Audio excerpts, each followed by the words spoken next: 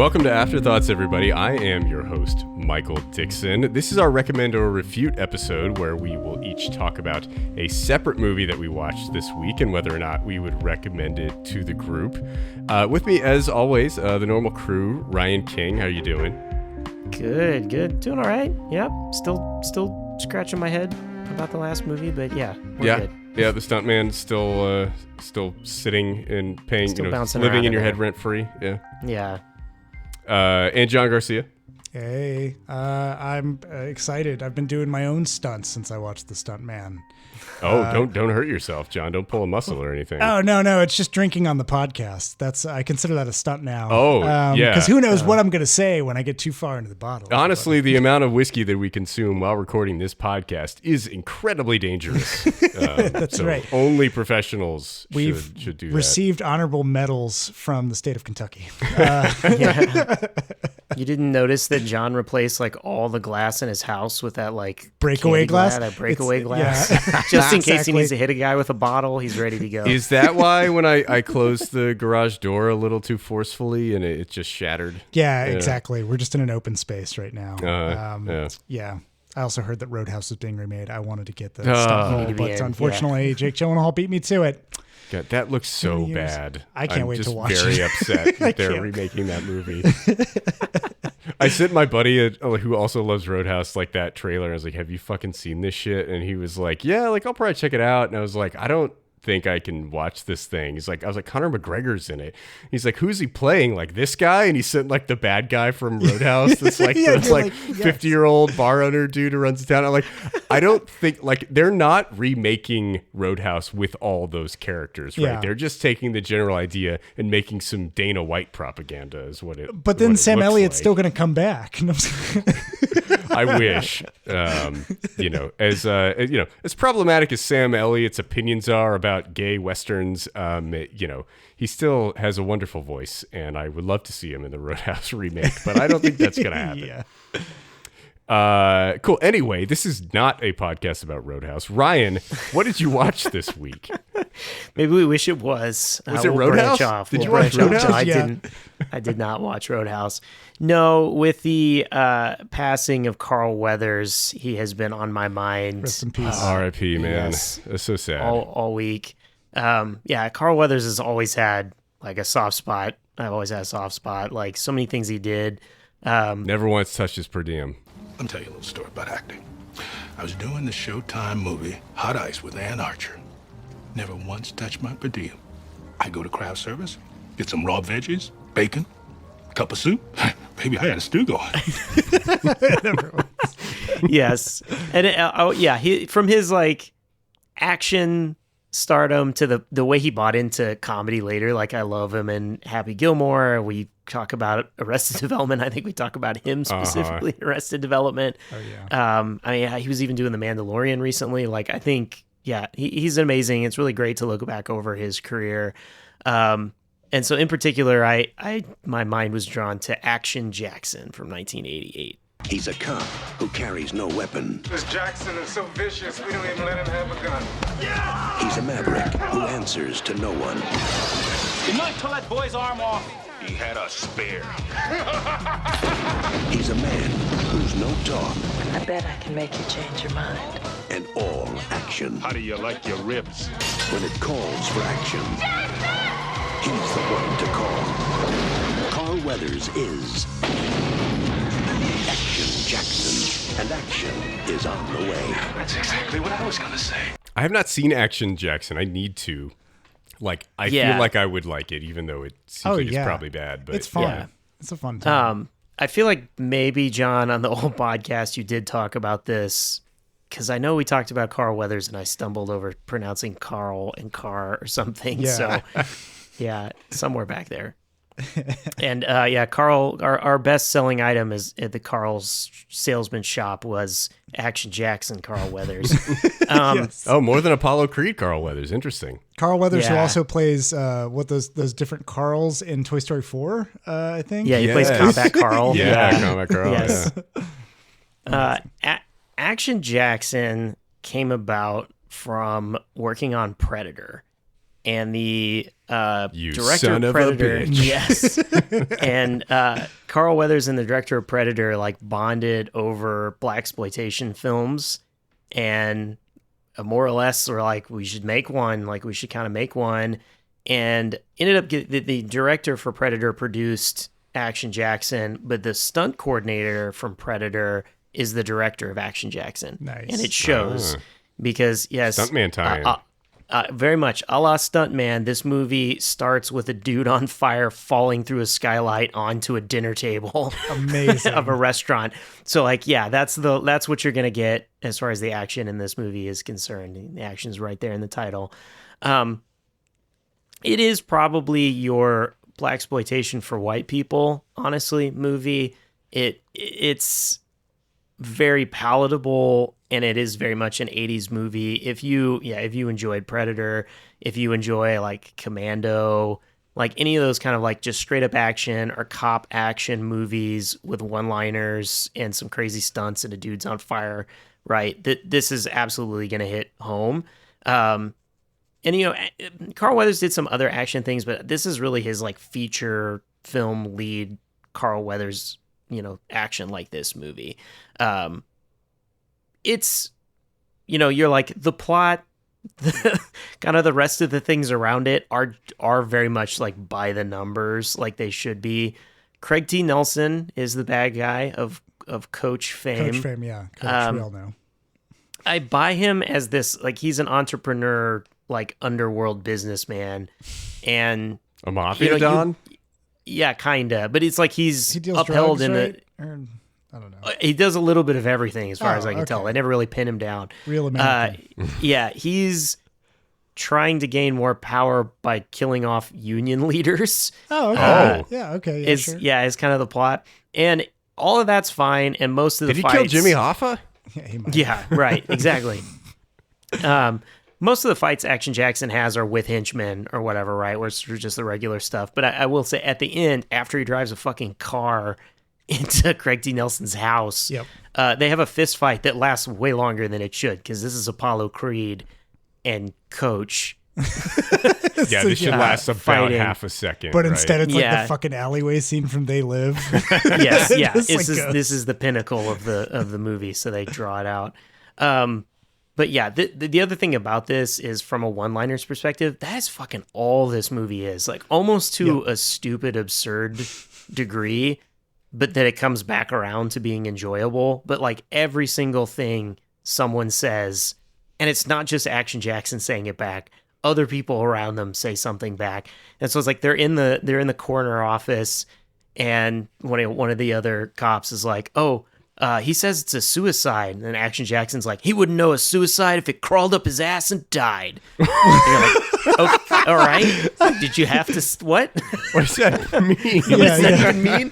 And if you're watching it, you don't have time to process it, because they're on to the next thing and the next one-liner. It just keeps going.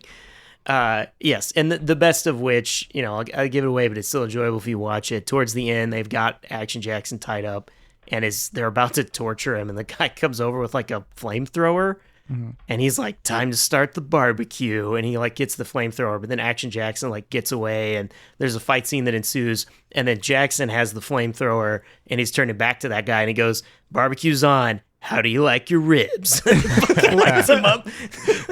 Very nice. That's awesome. Oh, man. So yeah, I think it's a good fun. Like, it's just absolutely what it should be from this, 1988. If you like canon films, if it's exactly that. Very enjoyable. I do feel like it did well at the time, and it was one of those that kind of hung around a little bit here and there for a while about maybe getting a sequel. They kind of never manifested. But I feel like now it's just very much forgotten. It feels like a lot of the action 80s movies, like, they come up and then they go down, like, and kind of sometimes they're really popular for a little bit, and then everybody kind of forgets about them. And this is one that kind of should be at least in the conversation. And I feel like, if you go get your staple, like, I'm going to get my Arnold movie, I'm going to get my Steven Seagal movie, I'm going to get my Van Damme movie. Like, you should be like, okay, let me get Carl Weathers movie. And then, right, like, I feel like he should be in that mix. It is kind of a shame too that, like, he's been the lead character in so few films. You know, he's so iconic. Everybody knows Carl Weathers, right? He's so great as Apollo Creed and as I forget his character's name in Happy Gilmore, but he's so fucking good at Chubbs. Chubbs, yeah. Chubbs. Some weird fucking word. But it's like, you know, he's in these movies and he's so good, but he's mostly a secondary character in them, just supporting like the white lead. And I wish we should have like 5 Action Jackson movies, like we have Dirty Harry movies and Death Wish movies and shit like that. Right? Like that would be awesome if we had Carl Weathers carrying something like that. Yeah, totally. I mean, this is right in that line of Death Wish. Like, it's not, Death Wish isn't something that's like excellent either. Oh, it's hilarious. But it's good, right? It's hilarious. It's great action. Great is a strong word for Death Wish, but okay, the later Death Wishes are even better, but for action, yeah, I agree. And in fact, sadly, at the time that this came out, it did well, and it did really well in VHS sales afterwards as well, which is how I first saw it, many years ago. Ebert kind of crapped on the movie, and in particular, in Roger Ebert's review, he called out that he was like, Carl Weathers needs to just be the other guy. He's great, but he doesn't need to lead a movie. Oh my God, he's so charismatic. He has everything you need in a leading. It was Ebert's man. fault. Yeah, Ebert did this. Yeah, and I would actually say like kind of the cast around Carl Weathers is a little bit weaker. In particular, the girl character that he saves and inevitably falls in love with him, whatever, is played by Vanity, who was a little bit of a musician, a little bit of a sex symbol back then. And she's pretty weak, and that that takes it down a little bit. But we also have like Sharon Stone is in this. Craig D. Nelson does fine with what he's got. So it's like they're there too to support it. But I'm like, he carries most of this movie and is enjoyable. I think he has excuses to take his shirt off. Everything you need. Yeah. There you go. You got to see those Carl Weathers tits. Yeah, this is right after Carl's Predator. Weathers. We got to see those guns. Yeah. Yeah. Yeah, I remember watching this. Whether or not I did talk about it on the podcast is besides the point, but I remembered having a really great time with it. And like, it is that turn off your brain. It's also interesting just to spark up, because you said that they kind of like got together, Carl Weathers and the director of Predator, and were like, hey, let's make something that's like a send up to blaxploitation.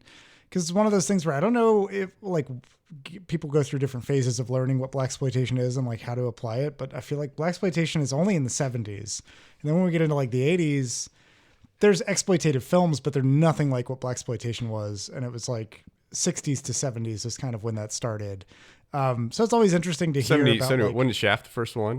71? Shaft is the first one, but like, I mean, the wheel started in the late 60s for like actually producing those kinds of films and like toying with it. And then the 70s, when Shaft made it, everything else just boomed. Then into the 80s, you get these ripple effects where people are like, I really liked those movies and the way that they were told. It was fun. It's like, there's definitely a formula to it. And we've talked about Black Dynamite before as well. But always interesting to hear about it. And that's when I watched Action Jackson. I was like, yeah, I could totally see this. But also it's an 80s action movie. It's not nearly as blaxploitative, I guess, in the way that it's approaching its subject matter. So the one-liners were great, though. Does anyone in the movie call him Action Jackson, or is that just the name of the movie? Everyone, pretty much everybody, constantly. Oh, okay. He has a first name that gets mentioned like a couple of times, and usually by people that don't want to call him Action Jackson, but no, constantly. The whole Detective Jericho Jackson is how Jericho. That was it. On IMDb. Yeah. We have our little initial intro scene where somebody dies. That's the setup for our moving our plot forward of our mystery, so to speak. And then right after that, a whole bunch of shots of Detroit. A whole bunch of shots of Detroit looking like shit and people in Detroit stealing things. And then these two cops pick up a kid that's trying to steal a purse snatcher. And the whole time they're driving him to the precinct and they're walking him to the precinct, they're just constantly talking about all the things that Action Jackson is going to do to this kid when he gets a hold of him and just like freaking the kid out and just saying like the most increasingly outlandish shit about like what Action Jackson did the last time. They're going to let him out of his cage. They had to clean the guy's balls off the wall that he had last time. Like, just fucking keep going. So yeah, I'm like, they build him up for so long. Amazing. And it's like, yeah, it's Action Jackson. Like he's. What do they call him? Like to shorten it? Like, do they call him Action? Nope. I think they just always say just call him Action Jackson. Full name fucking Action time. Jackson Action every Jackson, time. Action Jackson. AJ? Do they call him AJ? Yeah, no. I don't think anyone says Action. Detective I think they Jackson. just say Action Jackson. Yeah. Interesting. Yeah, no, that sounds good. I definitely need to watch that movie. And I've been thinking about Carl Weathers a lot over the past few days. And our buddy Lane, who's guested on the podcast a couple of times, sent me a story. I fucking love Arrested Development. It's my favorite TV show of all time. And I love Carl Weathers in it. And Lane sent me this article where Mitch Hurwitz, the creator of Arrested Development, was talking about how he wanted to bring Carl Weathers in to do like some Rocky jokes, essentially, where he was like, he should come in and like, oh, he's training Tobias to be an actor, and we should do like a reshoot of like the Rocky 3 homoerotic running down the beach scene with Tobias and Carl Weathers, and like that would have been fucking hilarious. That's funny. If they did that.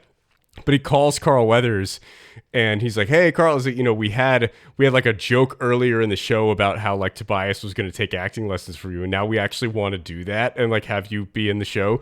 And Carl's like, okay, cool. But like, it's not just going to be a bunch of Rocky jokes, is it? Because like people don't want to see that shit. Like, I don't want to do any of that. And Hurwitz was like, no, Carl, come on. Like, this is a full, well-rounded character. Give me some credit here. I wouldn't do that. And then Carl Weathers like, okay, cool. Because like, I'm funny. Like, I got good charismatic timing. Like, we could do some fun shit here. Like, what if I was really cheap? And Richard's like, what? He's like, yeah, what if I was just like really cheap? And he's like, okay, all right, Carl, let's do it. And then he came back to the writers like, you're not going to believe this. Carl Weathers is in and he wants to be really cheap. Amazing. And he's like, I fucking love, like, I quote, baby, you got a stew going all the fucking time. And, I never once used my per diem. And like, I love the scenes where like he wants to have all his meetings at Burger King because he's just like, it's like, you can get a refill on any drink you want here and it's free. Your wife works at a restaurant? Yeah. Does she get a shift meal or just have 50% discount on select menu items? I don't know. Let's go find out. I also fucking love that with your husband is Carl Weathers. Like that's the one that always gets me. Yeah, it's my husband over there. You're married to Carl Weathers. Oh man, it's like, oh, he's nothing more than a Boy Scout. You could take him. Oh my god, I love Arrested Development. But this podcast is not about Roadhouse or Arrested Development. We keep finding out what this podcast is not about. But any other thoughts on Carl Weathers before we move on? Just that I celebrate the guy's entire filmography. I want to fucking watch all the Carl Weathers movies. I don't care how bad they get. Yeah. It honestly is a lot of hits. And you're right, there are a lot of where he's a supporting character, but he really brings it up whatever he's in. He adds the magic a lot. Yeah, definitely. So like Rocky, there's a lot to be said about Stallone, his charisma, the interesting, the movie, the creation of that movie and all that. But you're like, fuck, dude, Apollo Creed. Like, if it was something else, it wouldn't be to that level. Like, he fucking sells Apollo Creed. Yeah, he's getting a stew going in the sky. Yeah, the big sky stew. Yeah. Mm-hmm. All right, John, what do you got? Wait, hold on, Ryan. Was that a recommend for Action Jackson? Oh yeah, fuck yeah, it's a recommend for like, what do we say? We recommend everything of Carl Weathers has ever done. Yes. Yeah, okay, everything from Carl Weathers. And I refute this one. He also makes Happy Gilmore so much better than it should be. He's so good in that role. Yeah. But cool. Anyway, John, what did you watch this week? And was Carl Weathers in it? Carl Weathers was not in it, but it was a blaxploitation send up. So we did an episode on Black Dynamite right before Outlaw Johnny Black came out, and I figured it's time I go back and I watch Outlaw Johnny Black. My name is Johnny Black. I am no gentleman and I am no preacher. I thought I would join you for breakfast. Hallelujah. That man is not what he pretends to be. Didn't the Bible say to turn the other cheek? I don't know. I mean, probably. Yeah. I said stop. Stop me. But it also said you could hit a bully with a slingshot. And this here's mine. Don't crack shot, Bob. Well, now you just shot. I think ain't no preacher at all. False prophets rose among the people. You know this vile man, Reverend Fairman? Reverend Fairman? I'll be Reverend Fairman, and you'll be my deacon. Now, why in God's name would I agree to do something like that? There's oil been found on the property. Ooh, hallelujah. Now, this town is about to come into a whole heap of money. We must arm ourselves and prepare for the worst. I'd rather die on my feet than live on my knees. I tried to see that when it was in theaters, and it was only in theaters for like a week, and I missed it. There's a reason. There's definitely a reason. Oh, no. So, yeah, I decided whenever it became available for pre-order, I trust Michael Jai White. I trust Black Dynamite and the writers behind it. Even if this thing is bad, it could still be probably pretty fun. And I was wrong. I was apparently wrong. And I placed my pre-order, and I can't get a refund for it. But yeah, the Outlaw Johnny Black is pretty much a direct send up to Boss. I won't say the full title of Boss, but the 1974 movie Boss with Fred Williamson. I have seen that. Yep. Black man in a white man town. He's got trouble. Get in his way, he's gonna cut you down. Taking over. We'll splice in the music here, just up to a certain point, and then we'll cut it. They call him Boss. He's so bad, they call him Boss. He's a boss. Anyway, so to explain the premise of Outlaw Johnny Black, I'll explain the premise of Boss, which is that Fred Williamson is a badass outlaw bounty hunter who finds a letter in the pocket of some fucking white dudes who were trying to, I don't know, they're just a bunch of thieves or something. And one of them was going to be propped up as the sheriff of this town and help this conspiracy with the mayor to subjugate the town to certain rules and requirements, whatever. So instead, Fred Williamson takes that letter he found on these dead guys who were going to be bountied, and he shows up and is like, I am the sheriff of this town. And then he just fucks with people, all the white people in the town that are racist as shit. He throws them in jail and is like, give me $5 and you can get out. All right, it's $10 for continuing to resist. And just trolls them the whole way through. So Outlaw Johnny Black has a similar thing. It starts with, I guess, leaning on that mythos of there's this one black outlaw everybody knows who's just a badass, and it has some of the similar tones of racism in it, where at the very beginning, the Outlaw Johnny Black just shoots a dude's hat off his head to warn him because the dude's being racist at him. And the whole town decides to hang him for killing the guy because the guy has a heart attack as a result of the scare, which sounds like a great gag. And the whole time they're like, do you want to have any few words that you want to say before we hang you in the middle of this town? And he's like, yeah, I can't believe everybody's hanging me for shooting a hat. I killed a hat. And that's everything that he just kind of introduces. So it has this initial tone of Black Dynamite style, but it also is trying to conjure an actual Western, serious tone. And I feel Boss accomplishes doing both, and Outlaw Johnny Black falls flat on its face. For instance, one, it starts to dip into really uncomfortable territory when it shows you a Native American people who are all initially they're all played by white people, which I thought was hilarious. Honestly, that's a really funny fucked up joke, and I think that you could get away with it. But then they continue to my family's been here for 50 years. We're native to these parts. I wish that they would talk that way, but they just talk in some gibberish, and I was just like, oh god, this is not going to be good. And the whole plot of it becomes there's a preacher trying to make his way to the small town. He accidentally gets caught up with Outlaw Johnny Black. He thinks the preacher dies, but he has like some seizure or something. And Johnny Black's like, well, he's dead. I'll take his clothes and go to the town and I'll be the new preacher for them. And then I can hide out since I have a wanted bounty after I escaped from my hanging. That preacher gets kidnapped by the natives, and they find like a ring he was going to propose to his sweetheart with in the hometown. And then it becomes this like boomer humor. Oh, their daughter's really fucking ugly. And this guy's now going to be put in a ceremony to marry her. And all the natives dance around doing the wah wah on their mouth. And I'm just like, oh my God, like this is not funny anymore. They're not even played. If they were played by an all white cast and it continued to rail against like Hollywood racism, maybe I could get some of it, but it doubles down on that and continues the preacher story and then starts following Johnny Black at the same time while he's masquerading as a priest. They keep cutting back to gags with the native tribe and doing some bullshit. And it's not funny. None of it works. It feels like your fucking uncle telling you a joke at Thanksgiving and like ribbing you about it and being like, you gay? You fucking see?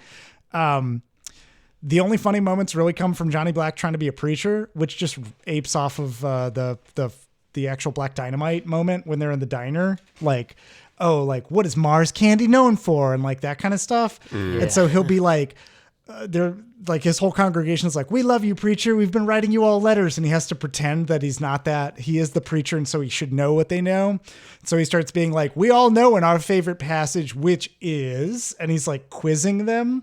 And they're like, oh, it's, John, whatever. And he's like, yeah, right. Which the entire congregation has the same favorite passage. Because they all share like a same love and whatever. And so he just like, he does that gag a lot. And he meets like the two sisters who run the town. One of them is going to marry the preacher and she's okay. And the other one is like the actual brains behind the town and she's super hot and he wants to like make it with her, but he's the preacher and he's in this like love triangle. Is he a Catholic priest? No, he's not. Okay. It gets so bogged down in all of it. Like it goes between trying to be serious. It'll show moments where like something's happening with somebody in the town and it's really serious and he has to help. And it gives like a backstory to Johnny too, where like, oh, there's an outlaw that's looking for him. That's always been a badass who killed his dad and he wants to kill that guy. And it talks about like how that happened. And like, there's no jokes in any of those parts. And then at other times when he's trying to be the priest, it's got like fucking weird visual gags. Like he tries to escape out of a window while he's the preacher. And a dude walks into his room and is like, what are you doing, preacher? And he's like, I'm just dangling my feet out the window. That's what God wants us to do. And like, we can feel, and the guy's like, all right, I guess I'll join you. And they both just sit there awkwardly out of a window together. And it's like genuinely kind of a funny gag. Cause then they have the actual like U.S. Marshals are outside because they suspect he's an outlaw and they're just looking at these two men dangle their feet out of curtains. And they're like, something ain't right about this preacher. I can't figure out what it is. And like those moments are funny, but there's like 5 of them in the movie. And the rest of it is this like, I wish you could be more. I wish you had done something different. Like if you're going to be serious, do it and commit to it. But if you're going to do gags, then like, stop, like talk to other people about what your fucking gags are, because it's clear that these are just written in a vacuum and it's not funny. It doesn't work the way that it should. So I was very disappointed. And after I decided to watch Boss just to see what the original was like, and that movie did the exact same thing but so much better. And at the end of Outlaw Johnny Black, Fred Williamson shows up in full Boss gear and is like, yeah, he's done it right. He's really carrying on the legacy the right way. And I was like, no, he's not. Why the fuck are they making Fred Williamson say this? Fred, don't lie to everybody. This is not the movie you thought it was. But yeah, it was not good. So he showed up for his day of shooting. Like, yeah, he got his check. Exactly. Good for Fred. Yeah, good for him. When we talked about zany movies or sort of this type of lampooning where you still have to have a core movie that it follows along, and the more you're wanting to build sort of silliness or whatever on top of it, the more the core needs to be straightforward. Like, and I think that it works for Black Dynamite, and this started production as Black Dynamite 2, and they changed their minds. Like, that's crazy to me. Yeah. What worked for Black Dynamite is it's obvious like what the story is, right? He's like the badass. There's drug deals in town. You know, there's pimps, there's whatever. He's going to clean it up, slap everybody around to get the ladies. Gets very straightforward. And then you just sort of follow through and you get all these gags. And in the same way, I'm like, Blazing Saddles is relatively straightforward in like what its core plot is. Like, it makes sense. And you just like take another Western movie. And what you're talking about, I'm like, that's a complicated Western movie. Like, no, you just take it. It's the guy comes into town. Bunch of people get shot. He's gonna clean it up, or he is the problem, one way or the other. And like that's it. It's just or he's both. He's playing both sides, whatever. That's fine. And then you just build around that. Yeah, absolutely. And like I was talking to a friend of mine who was like, "Oh, he'd been wanting me to see it so that we could talk about it." And he was like, "I saw that you rated it like lower. You didn't like it as much." And the more that we talked about it, the more that he kind of was like, yeah, actually, all of those points are relevant. Because he was like, oh, the stuff in the town where he's trying to pretend to be a preacher was fun. And I was like, yeah, but that's like 30 minutes of like a 2-hour plus movie. And that's too long. Yeah, very long. Yeah. And like the jokes hold for so long that you're like, okay, that's none of this is going to be funny. I was like, what they could have done is, one, if you're going to have Native Americans in it and you're going to spoof it and you're doing old Hollywood shit, make all the Native American people white and make them speak perfect English and just have them say that they're Native Americans. Was Natalie Wood have in them it? make up, no, she was, and have them make up like bullshit traditions where you can just see right through it as an audience member. And you're like, this doesn't make any fucking, why would they do? But like, that's a good way to skewer that. And then simplify the whole Johnny Black story and just have like no love triangle, have him be the new preacher in town. A woman like is in love with him. That's what Boss did. But then like talk about like contemporary racism or there's like so many gags you could do that build in satire and skewer. And it felt like more of this was like, it was just like a straightforward comedy. There wasn't like a commentary behind it. There didn't feel like there was any homage to older cinema, which is what Black Dynamite succeeds at and what this is trying to channel. But yeah, it just, anyways, all comes to that. And yeah, Ryan, you're right. It's just too complicated. Like they just complicated too much of it and they couldn't even follow through on action scenes. Like there's CG animation in here to like make a tunnel explode and it looks like a Neil Breen film. And I was like, you can make this work. Like you don't need to do whatever this shit is. Like figure something else out. Just blow up a tunnel. Like it's not that It's expensive. not that hard. The trains don't really run anymore in California. I did want to ask you about, because Black Dynamite is so good at both making fun of and homaging the blaxploitation genre. Yeah. And it sounds like this movie doesn't succeed in that. Like, given that you watched Boss right after and you've seen a lot of blaxploitation films, is there anything like, could you see what they were trying to do and maybe they just missed on? Or like, are there attempts to homage? Like, is there a scene with a boom mic? Are there things that like, are there things that they're trying to do to,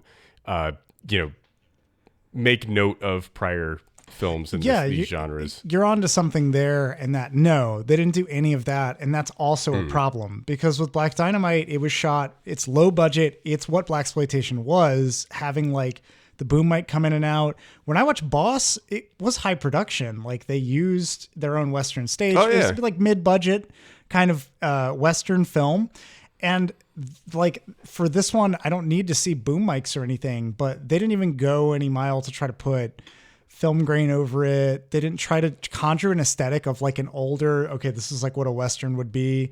Or like, you could have visual gags where if you really wanted to do continuity issues or some other shit with like having a cardboard cutout of like one of the stage or like the fucking saloons or something is there. Sure, show a facade, but they don't go to that length either. That's where like, I feel like Black Dynamite's humor is so well woven through every frame of the film. Like they're just constantly thinking of how they can fuck things up and doing one takes.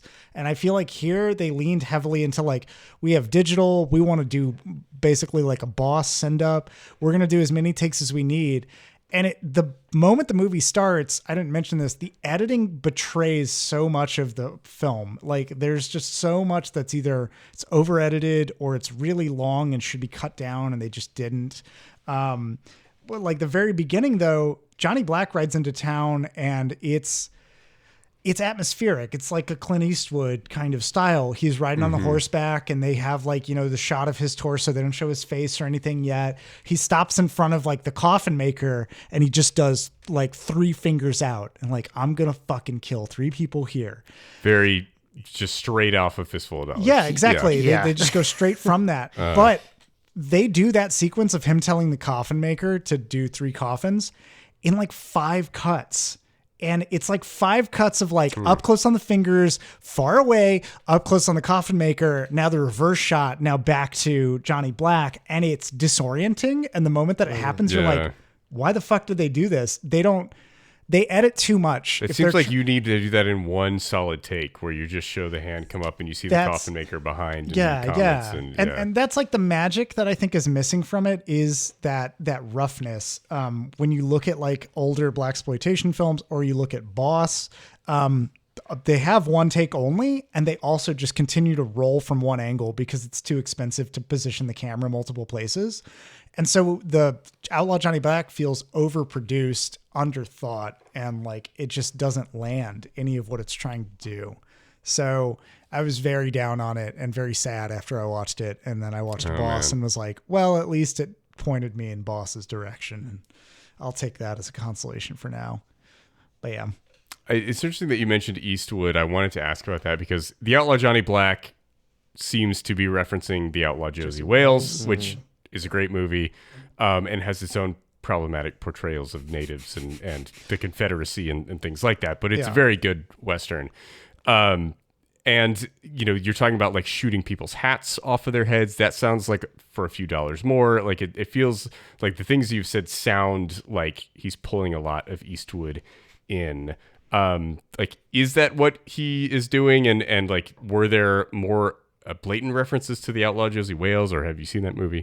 I haven't seen the Outlaw Josie Wales, but I can tell you, I got a sense from this movie that it is pulling references wherever it can and wherever it wants to, but in a way that doesn't work like Black Dynamite did. Like Black Dynamite pulls so many blaxploitation references that they go fully over your head because they fit seamlessly into the storytelling. Right. Yeah. And this one, it was like, okay, that's either bad dialogue or it's a reference to something, or it's the way that this action scene is set up that it's supposed to be clearly an homage to something else. It is almost directly like they took all of these different segments from Westerns that they wanted to put in and they just threw them into the movie without thinking of how to weave them together. So they conflict at different times and it causes like a friction. As an audience member, you struggle to like care after a certain point and like focus on what's happening.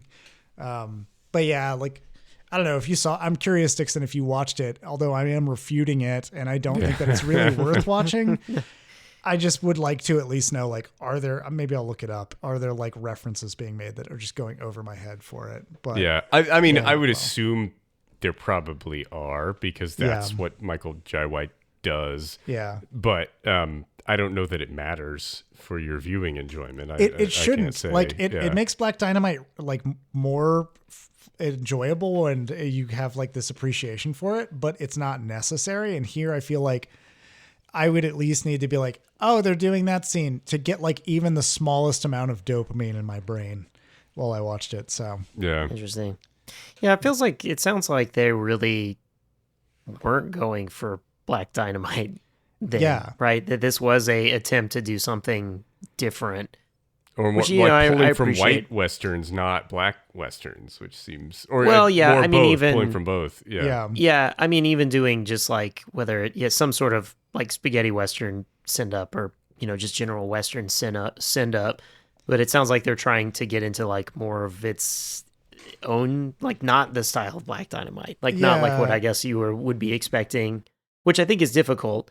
I think you're having an audience that's coming in honestly wanting to see Black Dynamite, which just more Black Dynamite, not even but okay, Black Dynamite in the West, great. Which is where I'm like, that's what defeats it ultimately. Is half of it wants to be the Black Dynamite sequel, spiritual successor, and the other half wants to be its own movie. They have like a moral message in it that they try to convey, where it's like, you know, you can't lie to this congregation of people. Also, I didn't even mention there's a whole other subplot where there's a white rancher trying to get the fucking church land because it's got oil on it. And like, they just bring that shit up. And I'm like, I mean, these are all the tropes and stories that are very clearly found in like Western and post-Western. Is it a There Will Be Blood commentary? Yeah, I was like, he's drinking his milkshake. But even that deflates. Like, that villain dies and like nobody cares. And there's another villain, the villain who killed his dad, that comes up, and it's like, it's just all mixed. It clearly is made from a place where they were like, we got to make something, and we want to make it like Black Dynamite, but I also want to be taken seriously. If I want to try something that's a Black Western, I want to do that. And so it just kills itself doing that. Yeah, that's what I was wondering. It's tough. It's tough as a creator if you do want to take a new step, and I'm sure then you're still stuck on like, well, people have some expectations for me. Yeah. And it's not like he's in a position where he can take a huge loss and then make this another took movie, a lot right? to fund, and there was like a whole campaign that's been going for years. And so I was just very disappointed and sad. I'm not like frustrated or mad at Michael J. White for making it and putting me. I'm glad I sat through it. I at least know, and I'm able to comment on it, but like, I'm not going to go back to it. I hope that he's able to make another movie and do like take lessons that he learned from whatever this was to do it. I would love to see more, but I'm thinking, I'm like, if you Tarantino and you make Reservoir Dogs, and the next movie everybody wants to see a shit ton of people get shot up. Well, I was gonna say, and then they sit through Once Upon a Time in Hollywood, but there's a lot of people getting shot at the end. But for a good chunk of that movie, I think people would be disappointed. Yeah, people would be disappointed. Because it is completely different, right, from Reservoir Dogs. But Tarantino takes us on a trip through his movie making where he gets some of that, right? Yep. We still have those standoffs that everybody knows and likes, but he's taken us in new places as his career has gone. Now he can take chances. Yeah. So, I don't know. It's tough. I'm sorry, Michael J. White. I don't like your movie. I hope you do better next time. I love Black Dynamite, though, and I think that you're a talented person who could write something that's better than what Outlaw Johnny Black was. That's my belief, and maybe I'm an asshole for saying that, but I still like you, dude. You fucking dick. Oh, wow. Deflate. Way to take the wind out of my sails. All right. Well, I refute that. What the fuck are you bringing, Dixon? So I watched several 2023 movies this week. I'm catching up on some like foreign releases from 2023 that are slow to get to Austin that I have been catching up on. And I watched this week a 3-hour and 9-minute movie from Argentina called The Delinquents. ¿Qué pasa? Te vine a proponer algo. Mira para abajo. Tiene $650,000. Hoy saqué el banco. Necesito que lo guarde y lo cuide vos. Entre año y medio, cuando salgo, nos repartimos. 325,000 para cada uno. It's on Mubi if you subscribe to that. The Delinquents is a heist movie in the style of like a slow cinema character drama. And it's a very interesting melding of genres coming together in this movie. The movie takes place in modern day, but the main characters work at a bank, and so it feels like it takes place in 1978 in a lot of ways, because just every bank is just stuck in the Stone Age and operate in this way. The lead character, they're kind of two co-leads. One of them is named Moran, and the other is named Roman. So we switched 2 letters here, so we're kind of looking at opposite sides of the same coin, perhaps. They've both been working at this bank for a very long time. And it's a very dehumanizing job where they've been there for, 15, 20 years, and they have the same job over and over. And they are kind of reduced to cogs in the machine, just expected to do their job, take their salary, and be happy and go home. And one day Moran decides that that's just not enough anymore, and he wants to get out. And so he decides to steal some money from the bank in one of the most like low-key bank heist scenes you will ever see. He just kind of calmly puts 650,000 American dollars into a duffel bag and leaves the bank. He then meets up with his coworker Roman for dinner. They're not friends. No one at this bank is actually friends. Like, they have a terrible work culture. They just kind of exist as worker bees, and they don't really seem to really know anything about each other. But he has dinner with Roman, and he has his duffel bag under the table, and he's like, "Hey, look down under the table." It's like, "That bag?" He's like, "Yeah, I got $650,000 in there.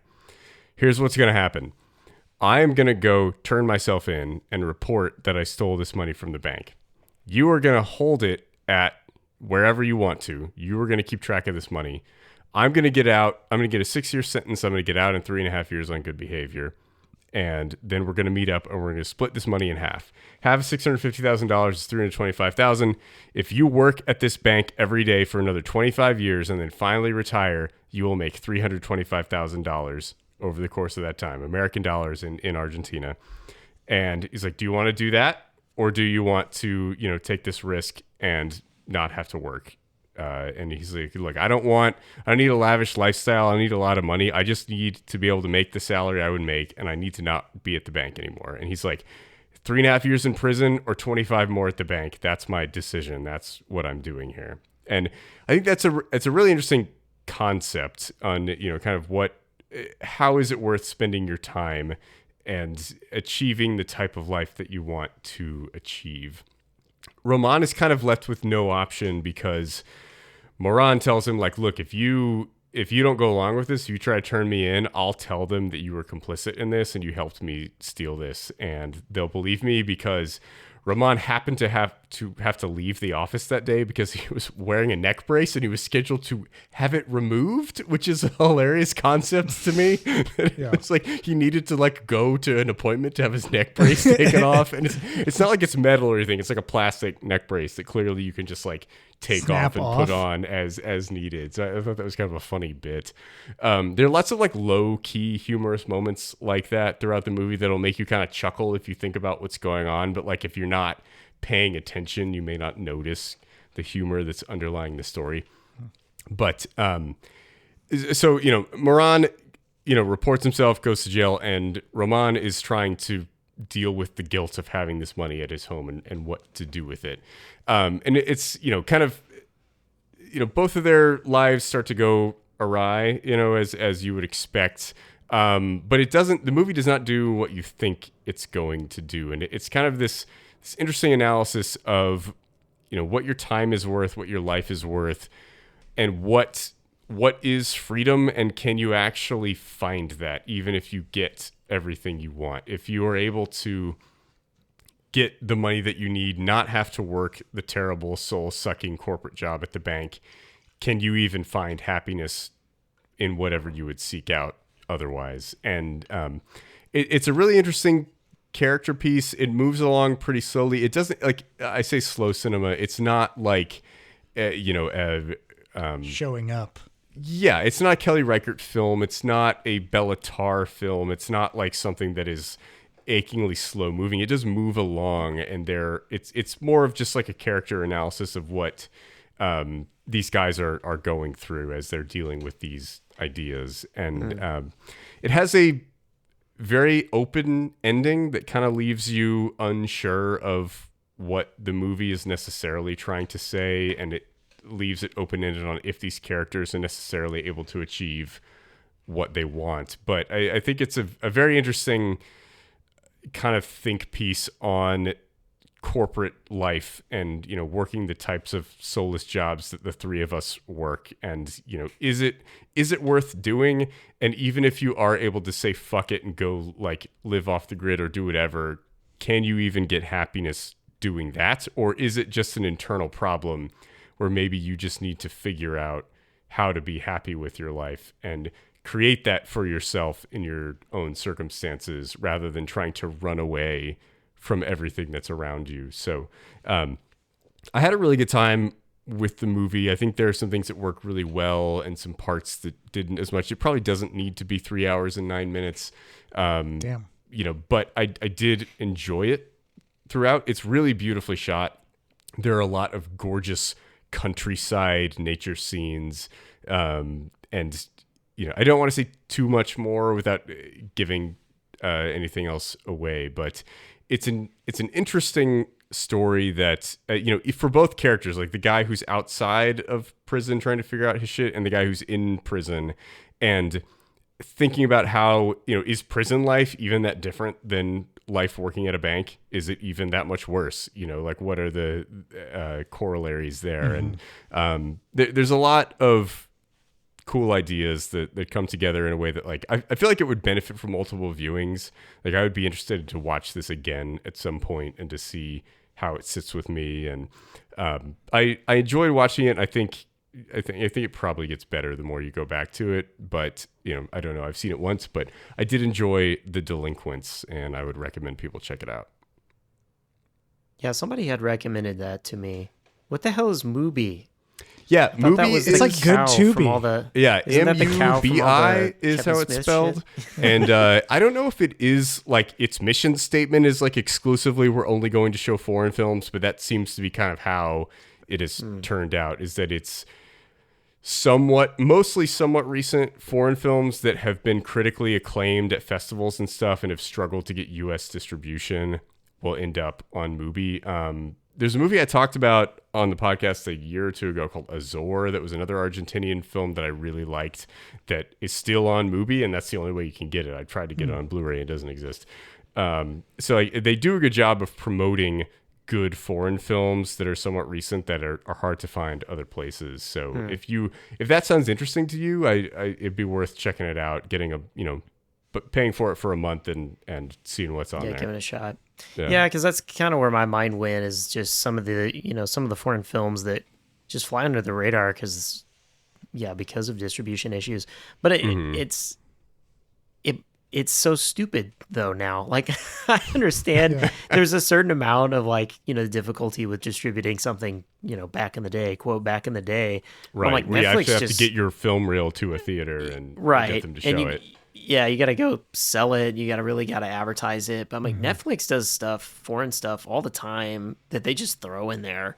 And sometimes they promote it and sometimes they don't. Yeah. And so it seems like there should be a good corner in each one. They don't often do art house foreign films, though. Everything is so disaggregated and separated, and you have to have subscriptions to all these different things. Like, it's almost like consumers are all living in their own little worlds based on whatever streaming services they have, And it's like, for people like us who just want to watch the movies that we want to watch, like, we'll suck it up and pay for a month of this service so we can go find stuff we want to see. But it's like, it's like I know people who are like, oh yeah, well I have Netflix and so I just watch what's on that and that provides me whatever entertainment I need. And so like I'm just gonna watch the things that they surface, or like I only have Apple TV or I only have whatever, and that leads to this weird siloed society where like you don't have event TV or event movies anymore, and we have just this like segregated culture where we all live in our own little He's like describing a Philip K. Dick novel.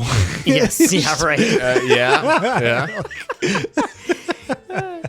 Well, it's interesting because the media is ever more available. Like, it's never been this easy to see stuff from anywhere. If you walk into anywhere a you want to watch it, right? Like, but then to walk domain. But no, it's literally like we don't think we're going to make our money back on this, like the and therefore, on there, instead of putting it out there and trying to make money on it, let's just write it off now. You'll get people to do a fucking host. We can record this as a loss. Every road you scroll down, that show is going to be taking off a bunch of stuff again. Like, fucking it's like even like actual taste, and not letting a streaming service tell me what to do. But every time they have Ted or Ted 2 on there, I'm like, fucking lying. Right, but it's because of these bubbles now, which is the equivalent to the people who are like, no, I don't want to be paid more because I'll have to pay more taxes. Like, that's exactly. It's like, I don't want you watching my shit. I'll have to pay people. Have they gotten to the point where they can make Adam Sandler films without Adam Sandler being involved? Because I feel like that's like when the singularity happens, is when we don't recognize if it was actually made by Adam Sandler or not. That's your bar? That's my bar. That is my bar. Nobody's done it yet, Ryan. There's a certain level of shill that's required. I feel Some people like want to know already... if it actually understands language or if it can pretend to be human. John wants to know, can it make an Adam Sandler movie? Yeah, and then we'll know. Which are pretty much like an 8-year-old just throwing ideas at you as fast as possible. Yeah, that's what generative AI will do. I feel like we're almost there, right? It's like if you made a movie that was like, you just put a script into AI, you just like make an Adam Sandler movie and it shat out some terrible script, and you had some awful Netflix director make it and shoot it in like bad digital with terrible Marvel level CGI behind it, you could like almost not notice that Adam Sandler was just fully CGI'd, right? Like, yeah. He's got that slightly. He's got like 6 fingers instead of 5 or something. Yeah, fucking. But like you could like, if you weren't like really invested in the movie, if you're just like doing what apparently people do, where they just like turn on a movie and just do other things and just have the movie on in the background, which is a completely foreign concept to me. Like you could just not notice that it's fake CGI Adam Sandler. You just look over and you're like, wow, Rob Schneider in blackface. I didn't realize he did that. You just believe it. So that probably would be something the AI would put out. Yeah, absolutely. It can only work off what it already has to work from. Exactly. Yeah. That's true. Like most of Hollywood. So there you go. Cool. Man. Yeah, we're going to recommend or refute or rant the fuck out of something. Yeah, we just went on a long side tangent about streaming services. I will say for to Mubi's credit, that movie I mentioned, Azor, that I really loved from 2 years ago, is still on Mubi 2 years later. Not a tax write-off yet, huh? I am very surprised it's still there. I can't get it on physical yet, but That's it is there on Mubi. So it's cool, and they don't have that much stuff. They have like 50 movies, and that's it. So like they've kept selection. They've kept the stuff that they like that is still there. Yeah, but cool. It's definitely worth checking out if you're into like interesting artistic modern foreign films. They have some cool stuff available there. Also, there's another movie from this year called Passages that got a lot of critical acclaim that is available on Mubi if you're seeking that. I think that's the only way to see it. So okay. But yeah, I would recommend The Delinquents. I do think that's where we started. We're coming back around. I think it's a really interesting film. It is a bit overly long, but I was never bored during it. There were parts that I was like, maybe we didn't need this here, and it could have been edited a little more concisely, but I did enjoy the entire thing, and I thought it was a very interesting meld of genres and kind of an interesting identity crisis movie about what it's like to work a soulless corporate job and how you deal with that, and maybe the potential routes that could go if you are a moron person or a Roman person, and kind of the different sides of that coin and how they play out. So we definitely recommend every people time you check say it out. moron, It sounds like moron. Yeah, it's absolutely. It's Moran, and it's pronounced moron. Yeah, the Anglican way would be Moran, but there you go. What do I know? I'm a moron. Yeah, exactly. Yeah, Johnson moron. I'm the Roman of this equation. But cool. All right, that is going to wrap us up for this week. We have an enthusiastic, nostalgic, mournful recommend for Action Jackson and everything Carl Weathers has ever done. Yep. Rest in peace. We have a refute for the Outlaw Johnny Black. Yep. And a recommend for The Delinquents. I have been your host, Michael Dixon. With me, as always, Ryan King. Miss you, Carl Weathers. Miss you. Absolutely. And John Garcia. We got to get a new Carl Salesman hat or something in his honor. Yeah, we should put together an honorable. There is no meat left on this podcast bone, but you could probably take it home, throw it in a pot with some veggies, and baby, you got a stew going. Very nice. Very nice.